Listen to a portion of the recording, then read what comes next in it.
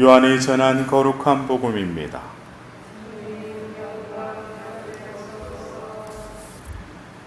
그때 빌립보가 나타나엘을 만나 말하였다. 우리는 모세가 율법에 기록하고 예언자들도 기록한 분을 만나서 나자렛 출신으로 요셉의 아들 예수라는 분이시오. 나타나엘은 빌립보에게 나자렛에서 무슨 좋은 것이 나올 수 있겠소 하였다. 그러자 빌립보가 나타나엘에게 와서 보시오 하고 말하였다. 예수님께서는 나타나엘이 당신 쪽으로 오는 것을 보시고 그에 대하여 말씀하셨다. 보라, 저 사람이야말로 참으로 이스라엘 사람이다. 저 사람은 거짓이 없다. 나타나엘이 예수님께 저를 어떻게 아십니까? 하고 물으니 예수님께서 그에게 빌립보가 너를 부르기 전에 너가 무화과 나무 아래에 있는 것을 내가 보았다 하고 대답하셨다. 그러자 나타나엘이 예수님께 말하였다. 스승님은 하느님의 아드님이십니다. 이스라엘의 임금님이십니다. 예수님께서 나타나엘에게 이르셨다.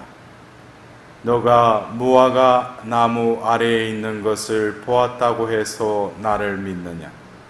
앞으로 그보다 더 큰 일을 보게 될 것이다.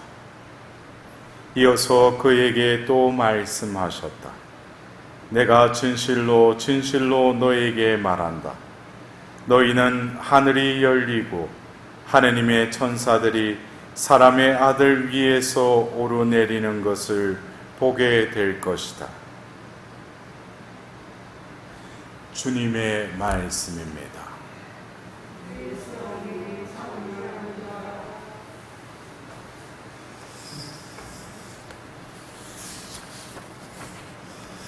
오늘 우리가 기리는 바르톨로메오 사도.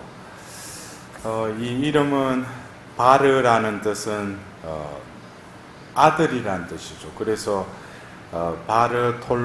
톨로메오의 아들이라는 그 이름인데 그 이름의 본명은 오늘 그 성경에 나오듯이 복음서에 그 나타나엘은 또 그 하나님의 선물이라는 뜻입니다. 나타나엘. 어떻게 보면은 이 이름에서 또 자신이 살아가고 있는 이 존재가 하나님의 선물이라는 거예요. 여러분들은 각자가 자기를 존재매김할 때 어떻게 존재매김을 하셔요? 나라고 생각하세요? 어느 암흑의 이름, 어디서 태어나고 또 어떻게 부모 밑에서 어떻게 자라고 그런 어떤 생물학적이고 어떤 환경적인 나로만 나를 이렇게 규정 짓는다면은 우리가 신앙생활을 하면서 또 영적인 삶을 추구하면서 아직까지도 나라는 존재를 크게 국한시킨다면은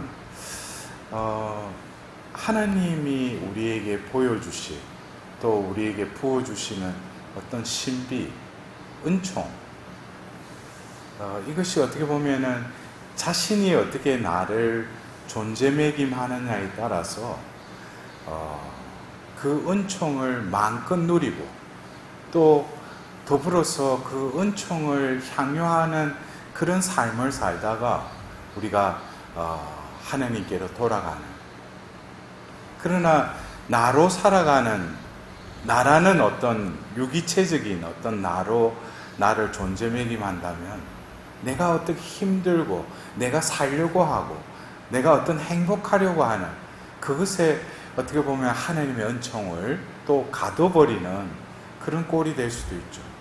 어떻게 보면은 하나님의 선물이라는 그 나타나엘이라는 그 이름처럼 그분의 삶은 어느 날 동료인 그 필리포의 그 인도로 그 예수님을 만나지 않습니까? 근데 이제 오늘 이 요한복음 1장에는 이 나타나엘이 부르심을 받고 또 예수님을 만나고 또 그 앞에서 신앙 고백을 하고 또 예수님께서 그 나타나엘에게 하신 이 말씀, 이것이 어떻게 보면은 다른 제자들을 부를 때는 나를 따라라 하자, 그들은 모든 것을 버리고 즉시 예수님을 따랐다. 그런데 이 나타나엘을 이렇게 대면하시고 그와 이렇게 대화 나누는 것을 이렇게 보면은 예수님께서 어느 한 사람 한 사람 부르실 때 오늘 나타나엘을 보고 그는 거짓이 없다 라고 이야기를 하셔요. 근데 예수님의 이 바라보심, 나타나엘이 무화과 나무 아래에 있는 것을 보았다. 그런데 예수님의 바라보심은 어떤 이렇게 외계의 어떤 현상계의 바라보심도 있지만 그것을 뛰어넘는, 왜냐하면 그 존재됨이 하나님이시며 또 인간이셨기 때문에 예수님의 바라보심은 우리의 바라봄과 틀리다는 것이죠. 그래서 그 존재를 바라볼 때 그 마음법, 그 존재의 그 내면조차도 뭐예요? 예수님은 다 깨뚫어 보시는 것이죠. 그래서 예수님이 거짓이 없다라는 것은 얼마나 그 영혼이 깨끗했는지. 그래서 우리가 가브리엘 대천사가 그 성모님께 그 인사할 때 은총이 가득하신 그 말 속에도 그 영혼이 얼마나 하느님 그 영적인 존재인 천사가 볼 때 얼마나 그 고결한 영혼이었는지. 그래서 우리도 이 나타나엘과 같이 예수님께서 우리를 바라보실 때 참 거짓이 없다. 근데 우리가 볼 때 이 사람이 거짓말을 안 하니까 거짓이 없다. 그런 의미보다도 어쩌면 이 나타나엘이라는 이 영혼을 바라보시면서 그 이름처럼 그의 삶은 자기의 삶이 아니라 하나님께서 이 세상에 내셔서 또 하나님께서 또 이 생에서 또 당신의 그 뜻을 이루는 존재로서 또 때가 되면 하나님께로 다시금 돌아가는 하나님의 선물로서의 삶을 살았기 때문에 예수님 보실 때는 뭐 어떻게 그 사람이 거짓말을 하고 거짓말 진실을 말하고 그런 차원의 거짓을 말하는 게 아니시죠. 그래서 우리가 바르톨로메오 성인의 그 삶을 보면 결국 소아시아 지역에서 이렇게 복음을 전하다가 아르메니아 그 지역에서 순교를 하시는데 그 순교하실 때 전성기에 하면은 뭐 우리가 다른 11 제자들도 순교를 당했지만 그 순교를 처참하게 당하셨다는 거예요. 여러분들도 그 미켈란젤로의 천지창조, 거기에도 그 바르톨로메오 사도의 그 그림이 잠깐 크게 삽입되어 있죠. 온몸에 온 살갗을 다 벗겨지는 거예요. 살아있는 그 사람의 이 살갗을 다 칼로 다 드러낸 거예요. 그것에 또 그치지 않고 십자가에 또 매달려서 또 뭐예요? 목까지 참수당하는, 그래서 죽었다는 거예요. 어떻게 보면 하나님의 선물이라는 그 이름에 걸맞지 않게 어떻게 보면 끝에는 너무나 처참하고 딴 사람이 볼 때는 저 사람이 무슨 예수라는 사람을 주님이라고 고백하더만 어떻게 말로가 저렇게 되는가. 근데 우리는 그분을 성인이라고 그러잖아요. 어떻게 보면은 자신이 하나님으로부터 온 존재임을 깨닫고 또 하나님께 돌아가는 어떤 그런 삶의 여정 안에서 어떠한 고문과 그 고통도 그의 영혼이 가지고 있는 그 믿음과 희망을 포기시키지 못했다는 것이죠. 어떻게 보면은 그 나타나엘을 처음 대면하시면서 예수님께서 그의 영혼을 이렇게 바라보시면서 또 예수님께서 내가 무화과 나무 아래에 너가 서 있다는 걸 보았다 해서 나를 믿느냐? 그러면서 이어서 뭐라고 하셔요? 앞으로 그보다 더 큰 일을 보게 될 것이다. 여기서 보면은 우리가 나타나엘이 처음에 우리가 그 창세기 12장에 아브라함이 되기까지 처음부터 믿음의 사람이 아니었죠. 믿음이 성장되어가는 그 과정 속에서도 그 사례를 보면은 누이라고 또 속이기도 하고 또 롯에 또 그것에 자기 마음대로 또 어떤 결정을 내리고 그러면서 믿음의 조상이 되기까지는 여러 가지 어떤 과정이 있었다는 거예요. 그것처럼 오늘 예수님께서 그런 말씀을 하시면서 이 나타나엘도 자신이 그 자리에 없었는데 자기가 무화과 나무 아래에 있다는 걸 보았다는 그것이 어떤 면에서는 우리가 느끼기에는 신통한 분이시구나, 이분이. 우리가 쉽게 말하면 이거 점장이도 아니고 어떻게 나의 그거를 아는가. 그러면서 입에서 그냥 스승님은 하느님의 아드님이십니다. 이스라엘의 임금님이십니다. 우리가 어제도 주일 복음에 그 베드로가 스승님은 살아계신 하느님의 아들 그리스도이십니다 그러잖아요. 그럴 때 예수님께서 참 너는 복이 있다 그러면서 이어서 뭐라고 하셔요? 하늘에 계신 아버지께서 그것을 알려주셨다고 그랬죠.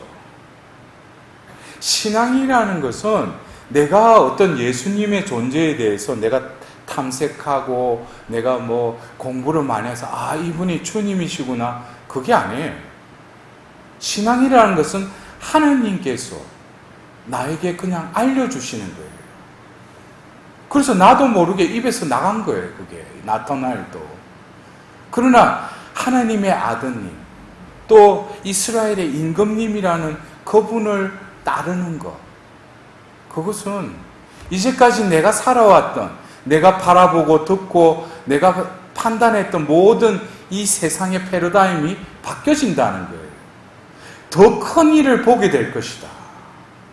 여러분들 신앙생활이라는 것은 이 현세에서 내가 먹고 살고 내가 축복받고 그것만을 위해서 하나님이 나를 부르신 게 아니라는 거예요. 더 큰 일을 보게끔 나의 영혼을 이끌어가기 위해서. 그것은 다 결국엔 뭐겠어요? 세상 사람들이 모르는 하나님의 그 세상, 하나님 나라. 우리 노래는 지금 현세적으로 얼마나 혼란에 빠져 있습니까? 어떤 바이러스로 인해서. 그러나 저는 이러한 현실이 어떻게 보면 로마서 1장에 바오로 사도가 로마인들에게 보낸 편지에서도 보면은 그 2000년 전이나 지금이나 별반 차이 없어요. 인간은 하나님이 창조하시고 하나님의 그 업적으로 이 세상을 주재하시는데도 인간들은 뭐예요? 그거를 알아채지 못하니까 그냥 내버려 두시는 거예요. 그래서 바오로 사도는 인간이 하나님의 영광을 잃어버렸다는 거예요. 그러면서 로마서 8장에 가면은 뭐예요? 이 피조물이 탄식하는 이유, 이 세상이 여러 가지 기후 변화와 어떤 공해와 여러 가지 어떤 자연재해로 지금 우리 눈에는 이러다가 세상 종말이 오겠구나. 이미 종말이 왔죠. 왜? 하나님은 우리에게 기회를 주신다는 거예요. 이 외부 세계의 어떤 징조를 통해서 바오로 사도는 분명히 말하고 있어요. 피조물들이 탄식하는 이유는 하나님 자녀들이 새로 거듭 태어나기를 바라면서 탄식하고 있다는 거예요. 이것은 영적인 차원에서 통찰하신 것이죠. 그것이 2000년 전 바오로 사도의 그 통찰을 우리들도 지금 21세기를 사는 우리들, 하나님을 믿는 이들이 그것을 깨달아야 된다는 거예요. 그냥 눈에 보이는 거, 믿지 않는 사람들도 그런 어떤 위기감과 그런 마음의 불안으로 사는데 우리도 그것을 동참해서 그냥 그렇게 살아가는 거예요. 지금 하나님은 우리에게 뚜렷한 당신의 뜻을 드러내셔요. 여러분들, 요 며칠 사이에 또 이제 우리 한국에서 3단계로 넘어가면 이제 또 뭐예요? 성당에 또 어떻게 보면 문이 닫힐 수 있는 또 그런 때가 올 거예요. 신자로서 그냥 신앙생활 하다가 아이고 또 성당 뭐 또 문 닫았네. 그러면 또 지금이 어떻게 뭐예요? 속아내는 시기라는 거예요. 스스로 자기가 선택해야 될 때라는 거예요. 그래서 우리는 이 시대를 살면서 오늘 이 바르톨로메오 그 사도 축일을 지내면서 우리들도 예수님께서 우리를 한 사람 한 사람 부르셨다는 거예요. 그리고 너희들은 더 큰 일을 보게 될 것이다. 하나님께서 이 세상을 어떻게 이끌어 가시는지 그것에 대한 우리의 희망이 제대로 또 방향 지어져 있고 그것에 대한 우리의 믿음이 눈을 뜬다면 이 현세에 하나님께서 오묘하게 또 이 세상을 움직이시고 그래서 지금 보면은 분열이 되고 서로 보면 고립화되는 이 상황은 어쩌면 그 창세기 11장의 그 바벨탑 사건과 아주 유사해요. 인간들이, 기득권들이, 있는 이들이 있다는 것은 권력뿐만 아니라 모든 이 세상의 원죄의 산물들을 가지고 있는 이들이 어떻게 보면 하나님을 대항하는 그런 이 세상 속에서 하나님 뭐예요? 바벨탑을 무너뜨리듯이 이 세상을 정화를 위한 그 전 단계로 어떤 혼란을 주시는지 모르겠어요.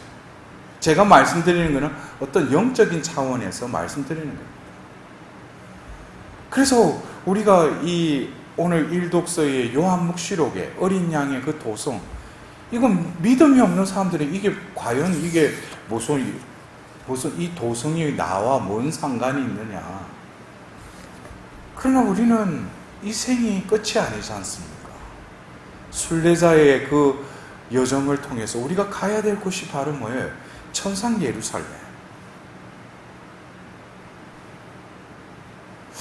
우리가 지금 현세에서 겪게 되는 여러 가지 현세의 그 고통도 어쩌면 오늘 우리가 기리는 이 바르톨로메오 성인이 예수님을 따르다가 이제 예수님을 전가하는 그 사도로서의 삶을 살다가 마지막에 처참하게 살갗이 다 벗겨지고 십자가에 매달리고 목까지 잘리는 그 고통을 당하면서도 뭐겠어요?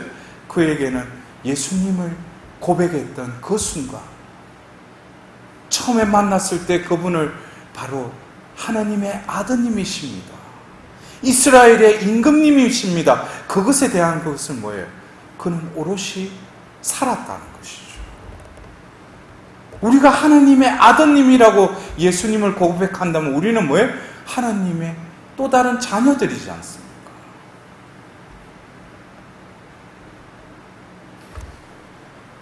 어쩌면 이 나타나의 하나님의 선물이라는 이 한 존재가 이 세상에 태어나서 예수님을 만나고 또 예수님을 전가하는 사도로서 불림을 받고 또 그 삶을 마치고 하나님께로 또 다시 되돌아가는 그러한 이 성인의 삶을 한번 반추해 보면서 나의 삶도 하나님께로 와서 지금 나의 인생의 여정을 걸어왔고 결국 내가 나아가야 될 또 천상 예루살렘을 위해서 나는 어디쯤 지금 나아가고 있는가?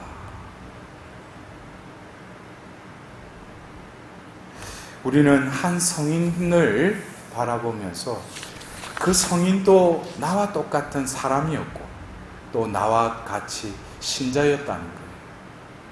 그러나 나에게는 나와 어떤 차이가 있는가?